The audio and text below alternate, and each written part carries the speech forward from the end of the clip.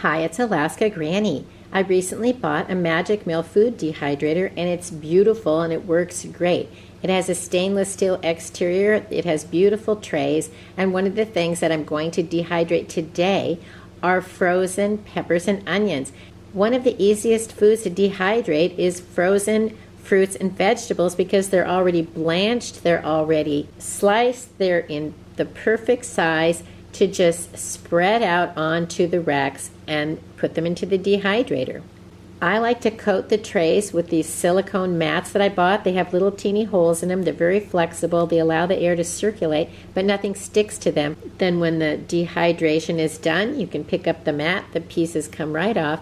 The first thing you want to do to dehydrate your frozen peppers and onions, I put the silicone mats on the trays, and then you want to spread the peppers and onions evenly over the trays.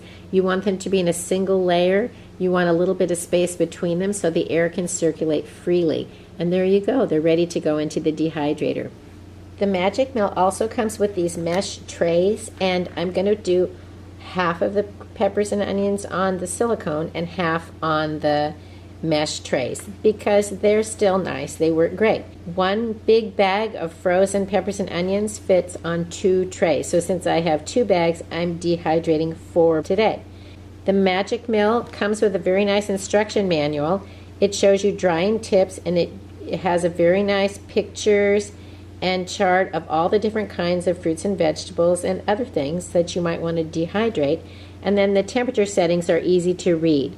You want to dehydrate soft vegetables at 113 degrees.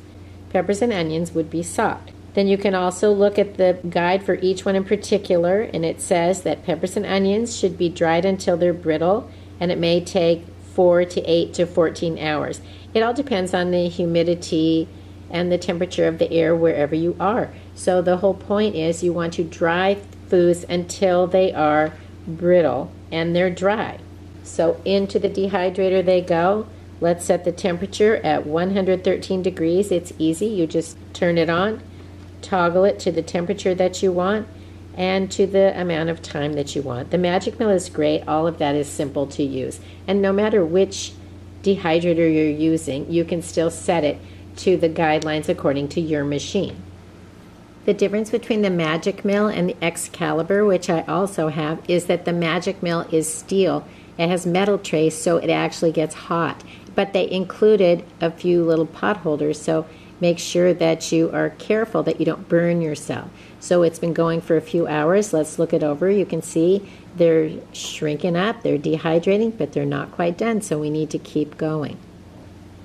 How do you know when your peppers and onions are completely dry? You want to make sure that they seem to be brittle. So I pour them into a bowl, and you can scoop them around and see that they're dry. Next, you want to condition them, which means that you put them into an airtight container, and you want to shake them around every day. You want to watch for moisture beading on the glass, food sticking to the sides or the bottom, anything that's sticking together. If you see any of that, they're not completely dried, and you want to take them out and place them back in the dehydrator for a little longer. If you ever see any mold, you want to discard those immediately. Keep shaking it around, looking it over for 7 days, 10 days if you live in a humid environment. With time and experience, you'll be able to more clearly tell which of your dehydrated fruits and vegetables are completely dry and which need a little more time. If you have any tips or tricks on how to use dehydrators that can help us all learn from each other, please share them in the comments below. If you enjoyed my video, I hope you'll share it with someone else you think might like it. Please subscribe to the Alaska Granny channel.